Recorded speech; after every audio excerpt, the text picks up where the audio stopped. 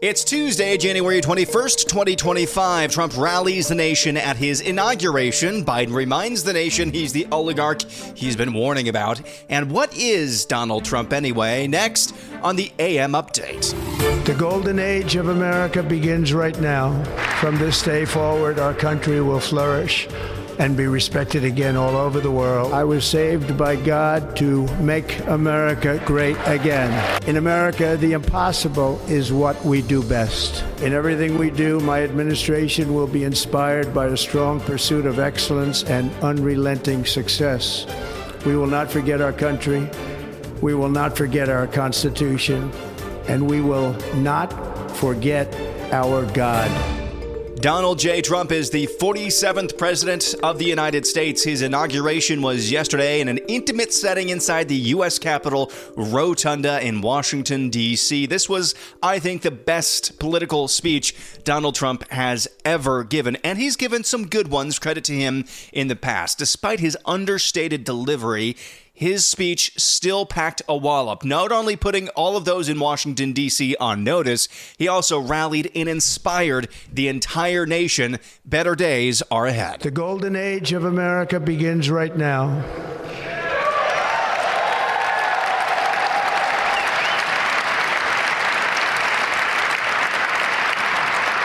From this day forward, our country will flourish and be respected again all over the world. We will be the envy of every nation, and we will not allow ourselves to be taken advantage of any longer. During every single day of the Trump administration, I will very simply put America first. Donald Trump also said he believes God saved him from the assassin's bullet in Butler, Pennsylvania. The journey to reclaim our republic has not been an easy one, that I can tell you. Those who wish to stop our cause have tried to take my freedom and indeed to take my life. Just a few months ago in a beautiful Pennsylvania field, an assassin's bullet ripped through my ear. But I felt then, and believe even more so now, that my life was saved for a reason. I was saved by God to make America great again. I really genuinely believe that Donald Trump believes that, and it might be true. That might be his purpose in life. You know, we all have our purpose in life. We all have our fields, our gardens that God gives to us. It just so happens that somebody like Donald Trump, his garden might be making this country great again for God's glory. The question then becomes, what is all of our role in this as well? What is our garden? I truly believe, I do believe, genuinely believe, that Donald Trump does, in his heart, credit Lord Almighty, God Almighty, for saving his life. He also added these inspirational words. I stand before you now as proof that you should never believe that something is impossible to do. In America, the impossible is what we do best. And in some of the most stirring rhetoric from Trump's inauguration address, he had this to say. National unity is now returning to America, and confidence and pride is soaring like never before. In everything we do, my administration will be inspired by a strong pursuit of excellence and unrelenting success. We will not forget our country. We will not forget our Constitution. And we will not forget our God. Can't do that. As Donald Trump remarks at the inaugural address yesterday in Washington, D.C., one of the most, then, like I said earlier, alluded to earlier, there were several shots across the bow putting the swamp on notice. And it was interesting to watch the faces of those very select few inside the Capitol Rotunda who were witnessing the speech and swearing-in ceremony in person. He was putting those folks on notice, and I think you kind of caught a little bit more of their unvarnished reactions than you would have if the rally, or if the inaugural address were outdoors as it was originally planned. One of the areas, of course, that Donald Trump is focusing on in his early days, he signed 200 plus executive orders yesterday, is the area of immigration.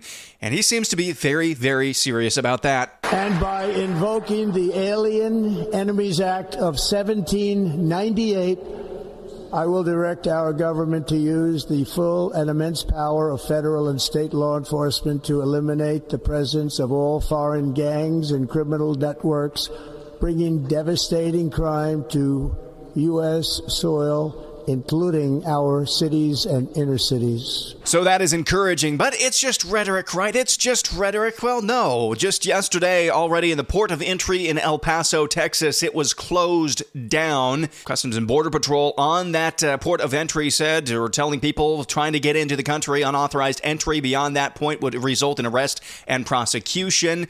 We also learned yesterday that the Customs and Border Patrol One app that was introduced by the Biden administration to grant upwards of 900,000 illegal aliens legal immigration. I'm doing air quotes here just because they said it was legal. I guess it's legal now.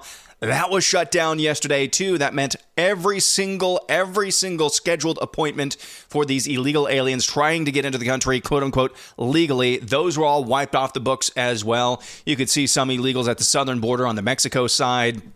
They were in tears. Again, you're going to see a lot of that from the mainstream media, trying to pull those emotional strings, very cynically so. Don't fall for the bait. Remember the Laken Rileys of the world who lost their lives at the hand of illegal aliens. Don't fall for those emotional pleas that you're surely going to get from the mainstream media. Of course, I told you all of those, or at least a few of those executive orders that Donald Trump signed the other day. Here's one executive order. I'm just going to read the entire text of this executive order that mandates the federal government use only male and female language. The executive order establishes government-wide the biological reality of two sexes and clearly defines male and female. All radical gender ideology, guidance, communication, policies, and forms are removed. Agencies will cease pretending that men can be women and women can be men when enforcing laws that protect against sex discrimination.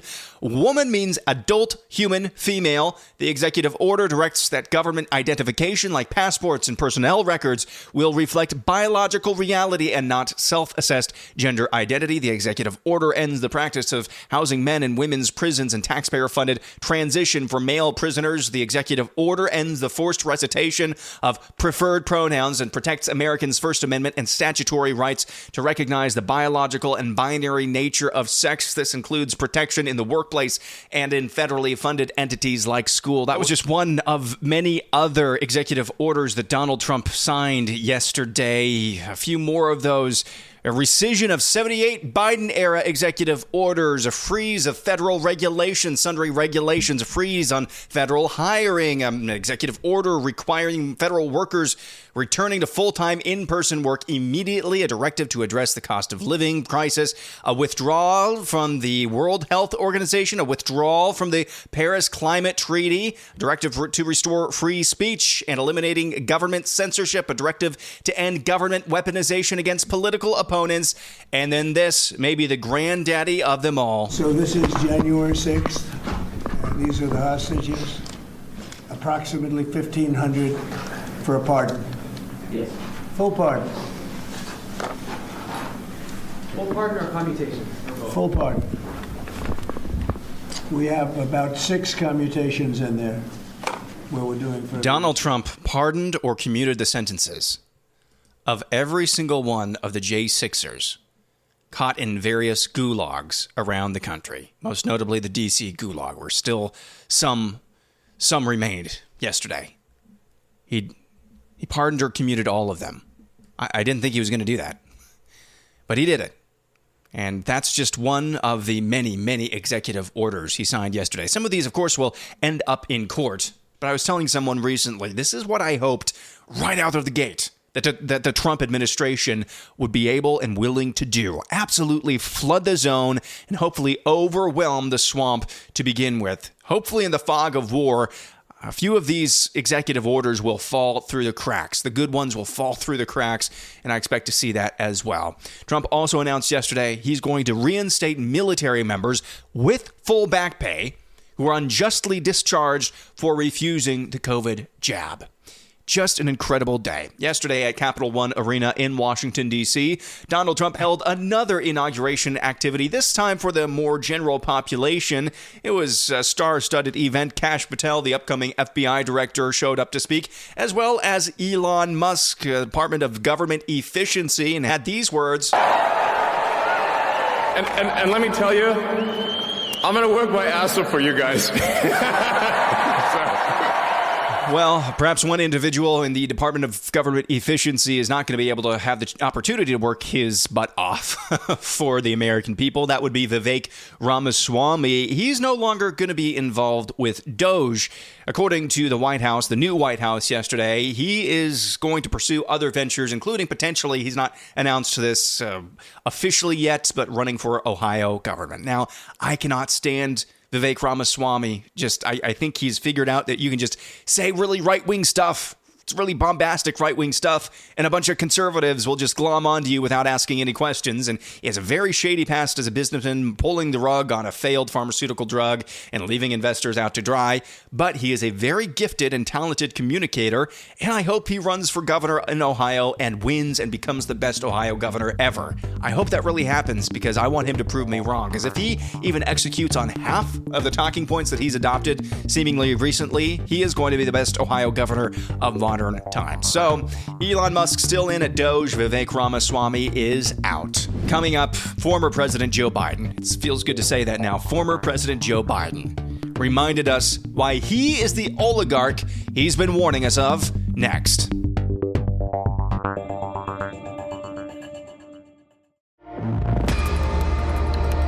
Senator Cruz told the Attorney General you should be prosecuted. Yeah. I'd have to laugh at that. I should be prosecuted.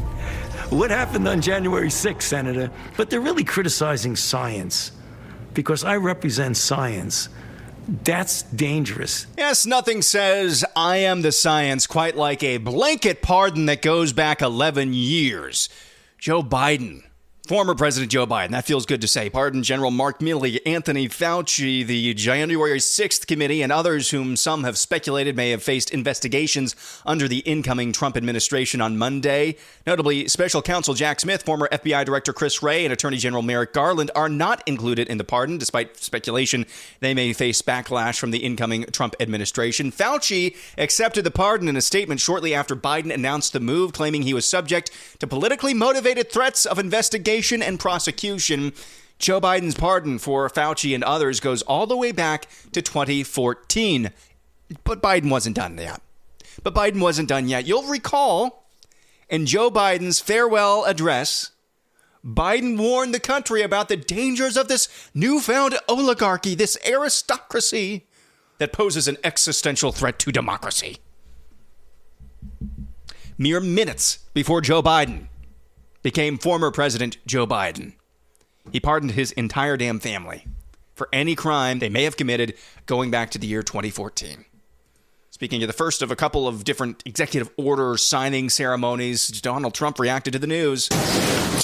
Well, I'm not going to discuss it now. I think it was unfortunate that he did that. We won't discuss it now. There's plenty of time to discuss it. In one of his final addresses before jetting off to Delaware for hopefully one last time, Joe Biden had these wise words. We're not leaving the fight. So all of you can stay engaged in all the ways you can, whether it's in public service, the private sector, philanthropy, academia, running for office yourself. Just as I've said, how the laws we enacted our seasons are going to grow and bloom for decades to come. Well said, Joe Biden. It was such a bad day, such a bad look for Joe Biden. Even NBC couldn't help but notice. So I guess the next big moment is going to be the departure of President and First Lady Biden. You have to wonder, did he ever imagine his political career would end the way it has ended?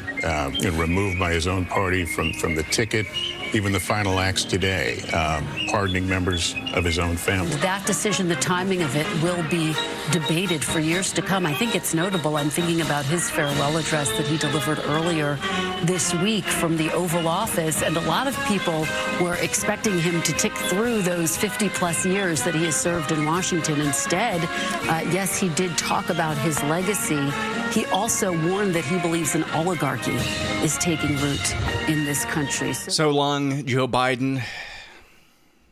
don't let the innocent, harmless old man fool you. That guy is one of the most evil creatures. One of the most evil creatures to have infested Washington, D.C. over the past 40 to 50 years. Coming up next, the woman responsible for the systemic murder of babies over a period of a decade and a half has passed away. And we talk about what a real example of tyranny looks like and who is Donald Trump really. Next.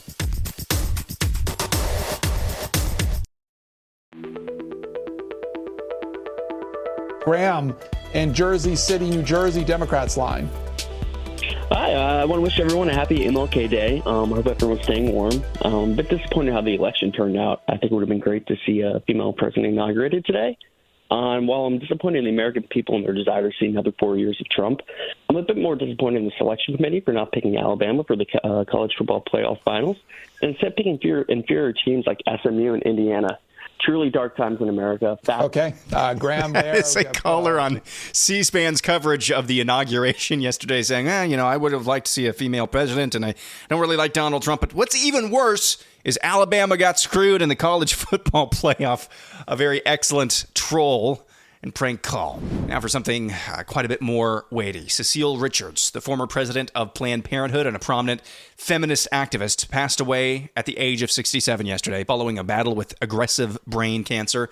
Richards led Planned Parenthood from 2006 to 2018, overseeing the killing of millions of babies and an entry into the market of potentially illegally selling dead baby body parts. During her 12-year tenure as Planned Parenthood's president, 2006 to 2018, Richards oversaw nearly 4 million abortions.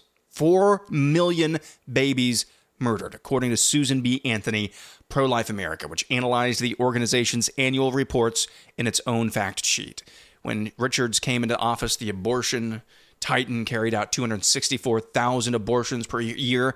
When she left in 2018, Planned Parenthood killed 330,000 unborn babies through abortion. Richards increased the number of abortions Planned Parenthood carried out each year by almost 70,000 total during her time as president. Planned Parenthood killed over 4 million babies through the atrocity of abortion and broke the hearts of countless mothers and fathers. Cecile Richards. Dead from an aggressive form of brain cancer. One of the worst ways to go.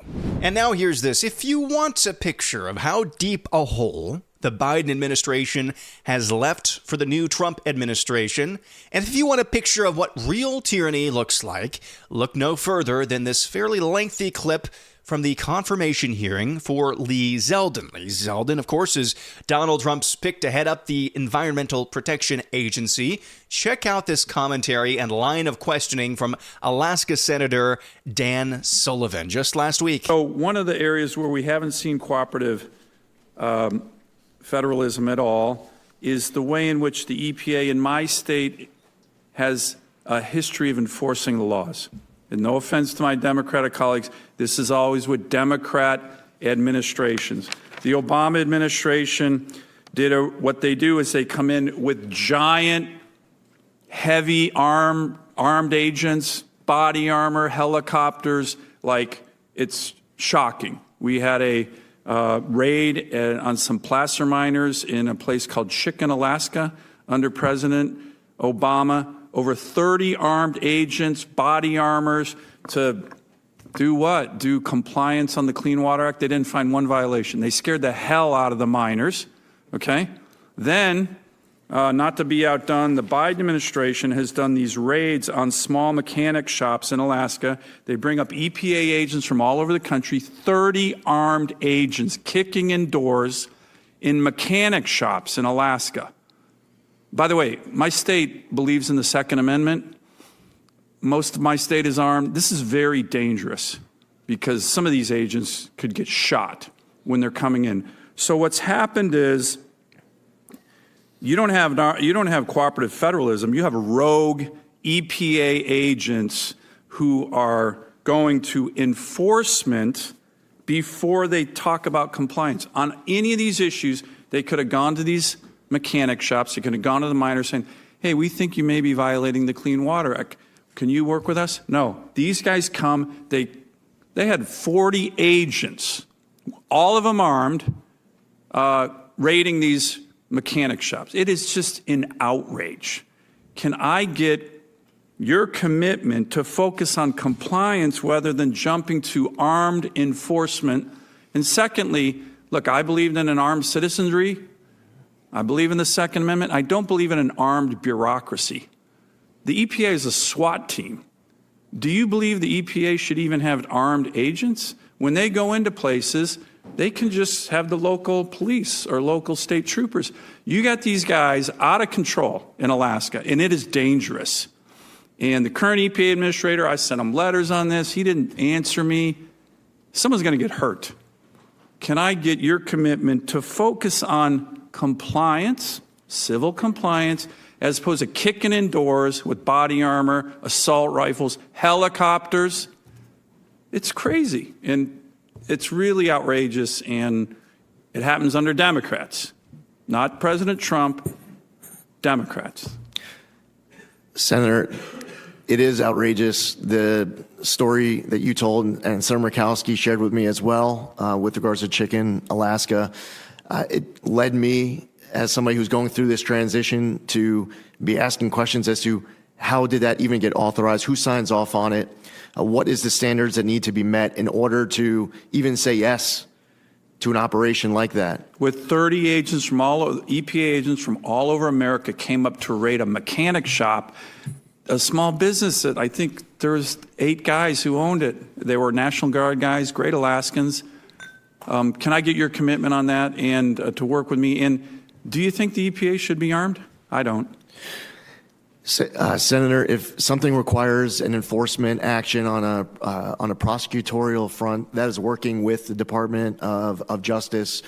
Congress has enacted laws where enforcement is part of the effort. On the compliance front, there are people and entities owning property where there is mitigation that needs to happen and where they want to work with the government to mitigate that situation on their property. We should be working with them to make that happen. That is the confirmation hearing of Lee Zeldin. That's Donald Trump's pick to head up the Environmental Protection Agency.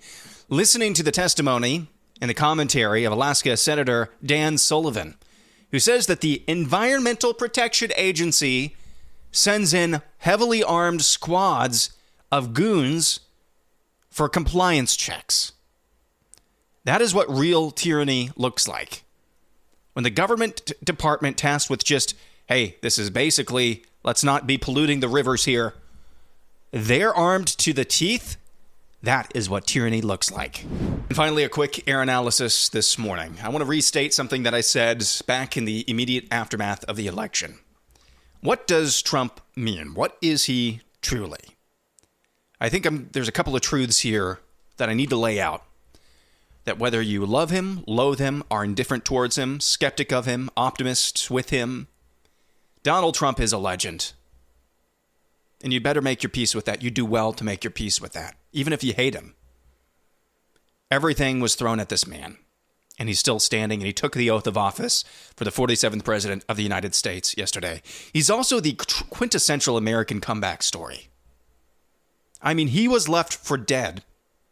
There are a number of people in his own party, even some of his own supporters before the primary got kicked off, some in the influencer class that was like, okay, it's time to move on. It's time to move on. But he came back through all of that.